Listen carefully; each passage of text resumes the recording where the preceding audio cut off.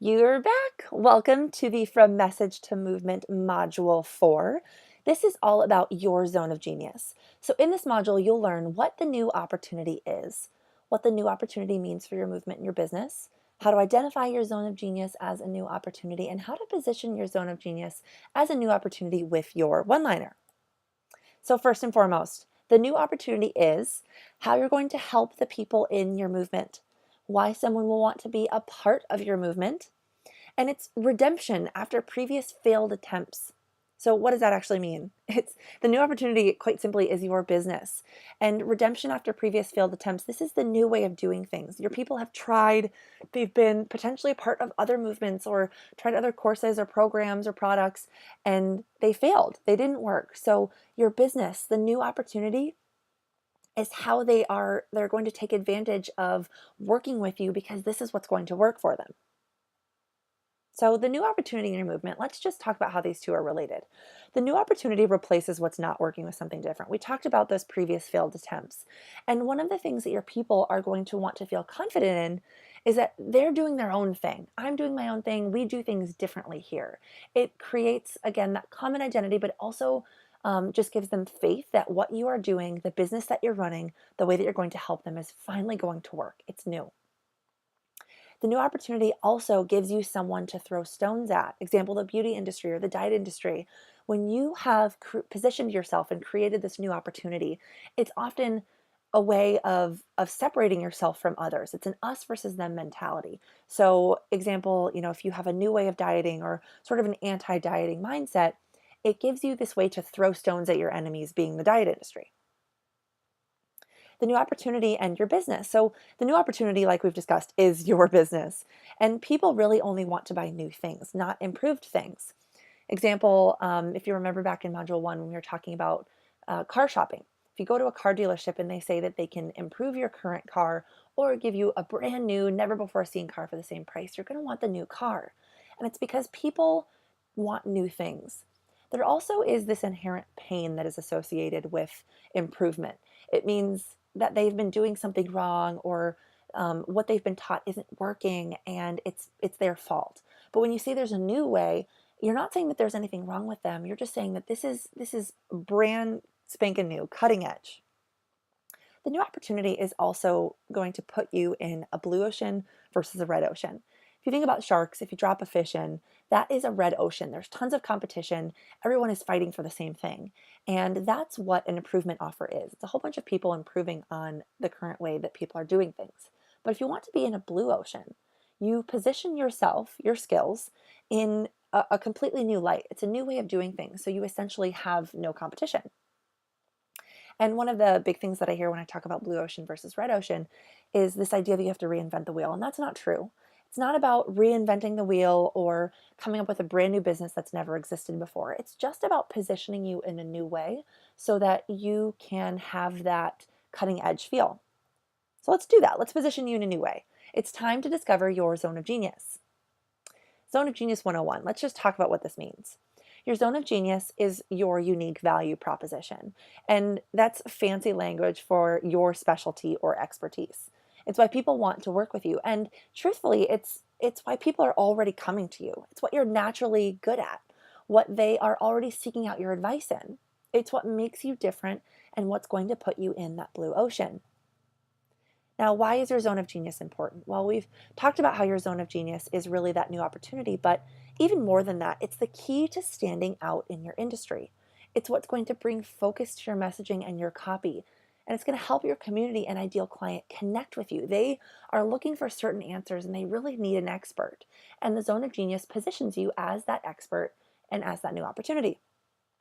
Your zone of genius, like I said, it's going to help people understand that new opportunity that you're offering them, which is why it's so important that we identify yours. So how do we find it? How do we identify your zone of genius? Well, the first thing that we need to do, and this is the most important, is connect your zone of genius to your story. Back in Module 2, we positioned you as a leader. We found your leadership story, and your zone of genius is what arose from that story.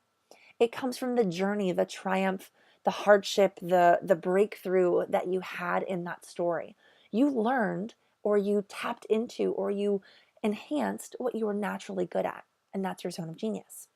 But if you want to dig a little bit deeper, if you want this to be a little simpler, you can ask yourself these questions. What are you naturally good at? What have you accomplished? What have you overcome in your story? What are your hobbies, skills, passions? And then most importantly, you really, if you want to find your zone of genius, have to identify this super sweet spot. It's the intersection between your passions and your skills. The way that I describe this is really that passions ebb and flow. You could be passionate about something one day and not so passionate about it the next. And skills, these are things that you're really great at. But if you don't have any passion in using your skills, you won't use them and your movement will fizzle and die. But if you just chase your passions, you just build this movement based off of your passions, but you don't necessarily have any skills in the area, people won't want to work with you. They'll find somebody else. Your movement, again, will sort of fizzle and die. It'll not take off like you want it to. You have to find that intersection. So once we found that intersection, and don't worry, I will walk you through every step of the process in the Module 4 worksheet and workbook below. But what do we do with our zone of genius once we figure it out? We have to share your zone of genius in a way that connects with your community and potential clients. And that's your one-liner. Your one-liner is your unique selling proposition. It's what puts your zone of genius into language that your people can actually understand. It shows them why they should care about this new opportunity. And I'm going to share with you my one-liner so you can see what I mean. Hi, my name is Christiana. I'm a leadership coach and messaging expert who helps female entrepreneurs craft their story into a powerful message and a thriving movement so they can have the impact and income they're meant for. If I was being very basic about what I do, I'm a business coach. I help you start a business, but in terms of communicating my zone of genius, it's with the messaging, it's with the story. And even more than just a business, I'm going to help you use those things and leverage them to build this business, but also get this thriving movement off the ground so you can have impact and income. But the new opportunity, the way that I put myself in a blue ocean is that out of all the business coaches out there, I'm going to help you with your message and I'm going to turn it into a movement. So I want you to think about that for you and your zone of genius and your one-liner. Here's some tips as you look for your zone of genius. Remember, everything you do relates to your story. So we came up with that story for a reason. We identified you as the leader for a reason. And why does that matter? What did you learn as a part of that? What were the skills that helped you get through those moments? What are you naturally good at? I want you to connect everything that you do with your zone of genius and your one-liner back to your story. Again, you are already using this skill. So you don't have to reinvent the wheel here. You don't have to be a Benjamin Franklin and invent this whole new way of doing things or this new system or this new approach. It's really about being a Pablo Picasso, being an artist with your words, describing what you do in a way that is going to connect to your people, but share that new opportunity. But you're already using this skill. That's the biggest thing that I want you to know.